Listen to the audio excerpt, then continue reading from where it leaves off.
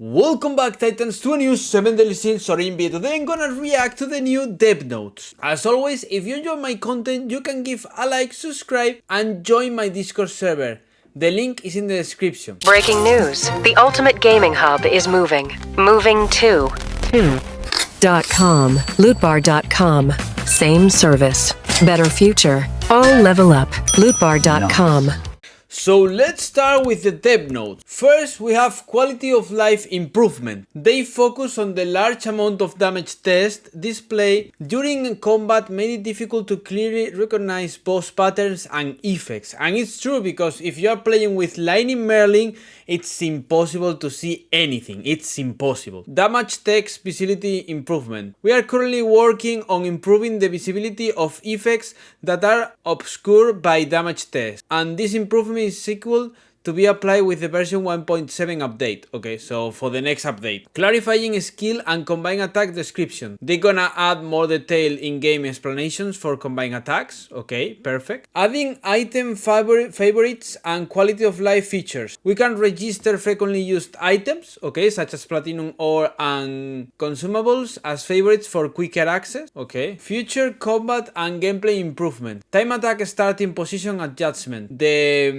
The devs are reviewing adjustments for boss challenge content such as Corrupted Guardian Golem and Orgot, so that players begin directly in front of the boss. So they're gonna change them to be like, for example, Fersen.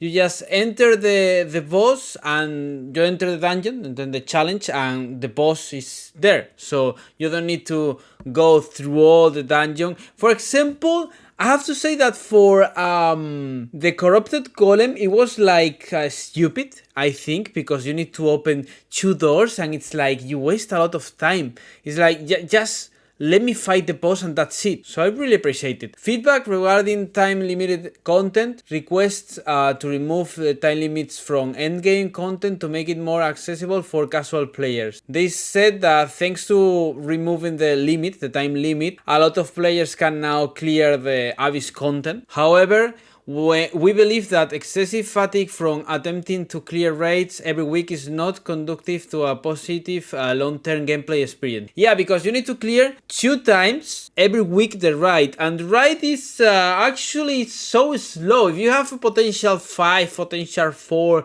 Merlin could be like 22 minutes, 24 if you know how to play. So yeah, it's quite slow, I think, for me. They made it easily to obtain the star fragments from the raid, because now we have hell difficulty for people who are weak or new in the game. Knighthood boss battles, strengthening cooperative elements in party play. We have repeatedly received feedback from Star Guardians requesting cooperative content where players can take on different roles, such as DPS, tank, support and healer, while tackling challenges together. It's like a MMORPG, so it's like World of Warcraft, for example. However, due to the current team building structure of 7 Deadly Sins Origin, it is difficult to immediately implement a role-based co-op system, because combat in Origin is centered around skill synergies between heroes within a single team. Okay, perfect.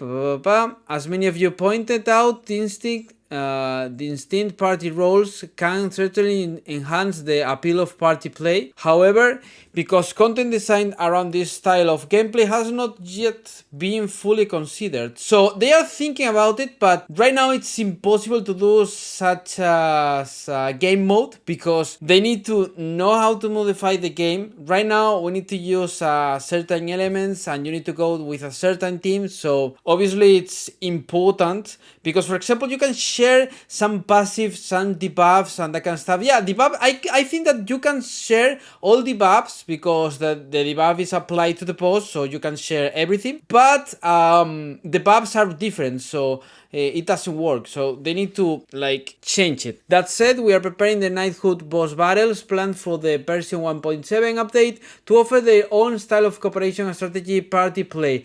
We hope you look forward to a new experience of taking on this challenge together with your fellow Knighthood members. The thing is, so you go with a party, or it's like alone. You fight the Knighthood boss alone, like for example on 7 Deadly Sins Grand Cross or on solo leveling Arise.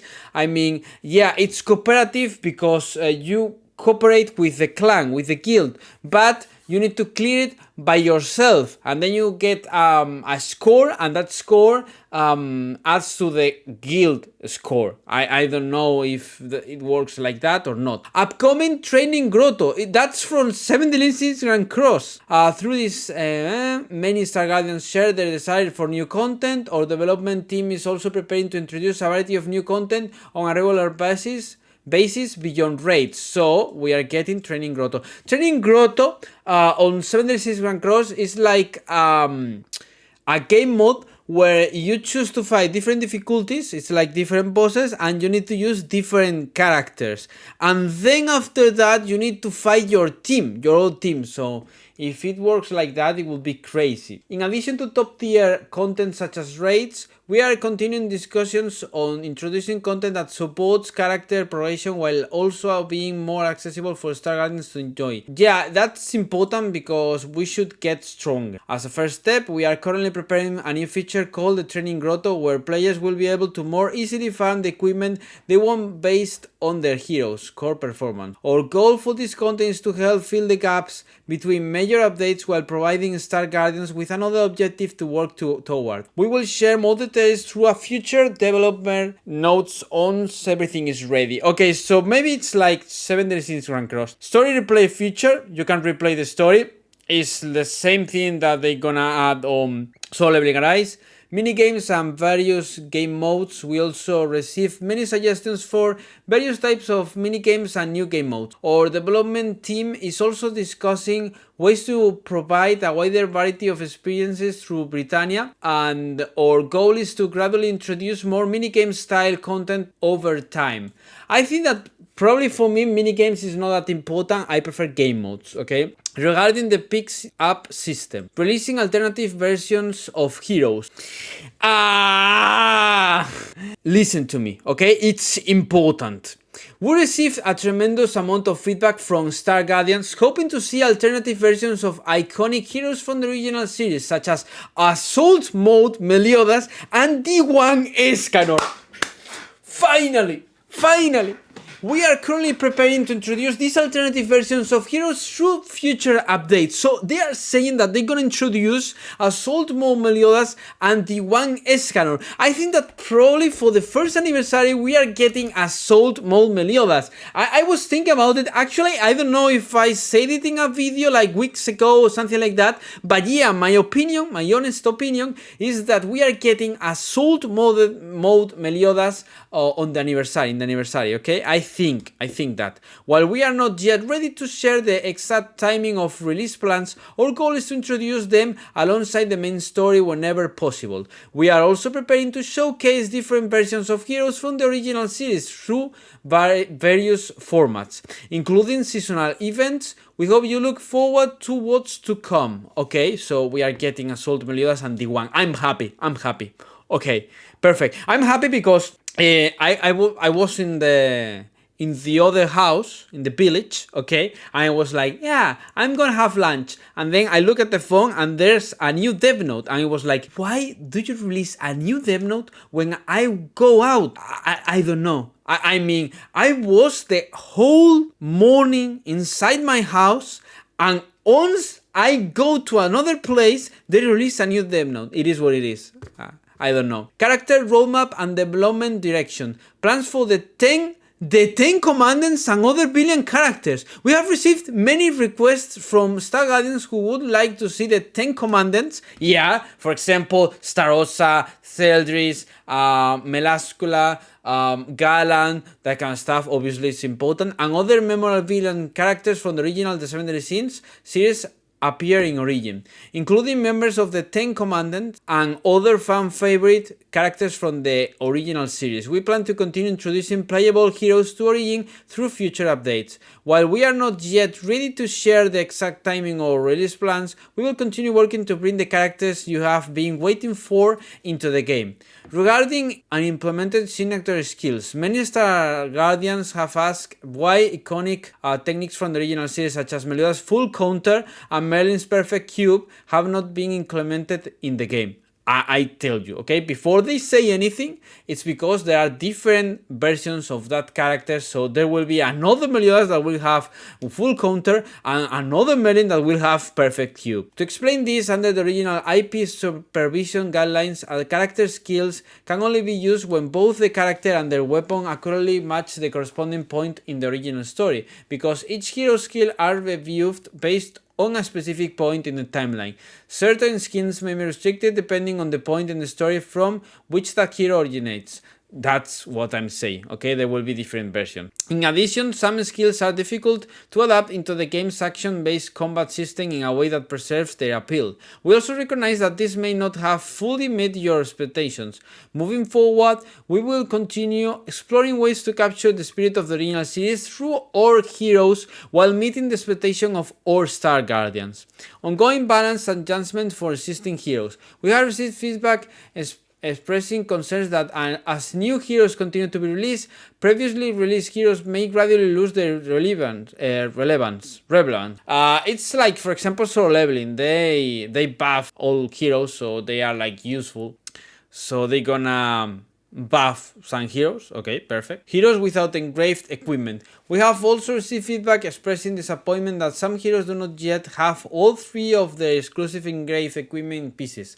Additional exclusive engraving pieces for these heroes will be continued to be added through future updates. Attribute balance and tag skill improvements. We have received feedback that when heroes such as Merlin consistently perform exceptionally well across all type of content, even without an attribute advantage, it dismisses the importance of the attribute system. Our development team aims to create an environment where players are encouraged to build and utilize teams with a variety of attributes. We will continue refining attribute balance through a combination of new content, balance and judgments for existing heroes, and intrusion of new heroes. I think that people probably, they are stupid. I mean, why you complain that you can clear all content with Merlin? I think, for example, in solo leveling Arise, you need a team of every element because it's impossible. When I say impossible, it's impossible to clear content with other element. It doesn't matter if you have like a potential 10 character, it doesn't matter, okay? It doesn't matter. So for me it was like, okay, it's fine. So you don't need to change your team every time you need to do anything. For example, I need to destroy the golem, I need to clear the golem, I go with Merlin. I need to blah, blah, blah, I go with Merlin. It's fine because you don't need to change every time your gear sets. But with this, you need to change it. And I mean, it's boring. It's so boring. Economy and reward systems. Adjustment the purchase limit for SSR special weapon crafting blueprints.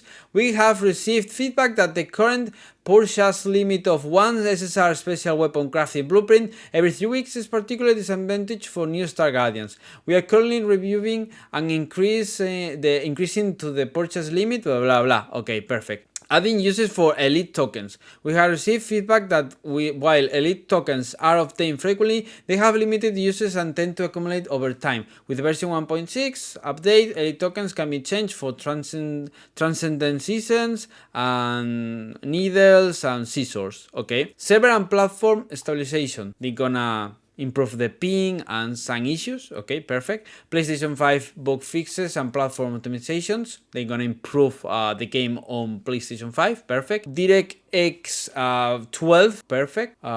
We are aware that some Star Guardians are experiencing frame time issues while using the DX11 version on PC. As a mid long-term goal, we plan to add support for the 12th version. Okay, perfect.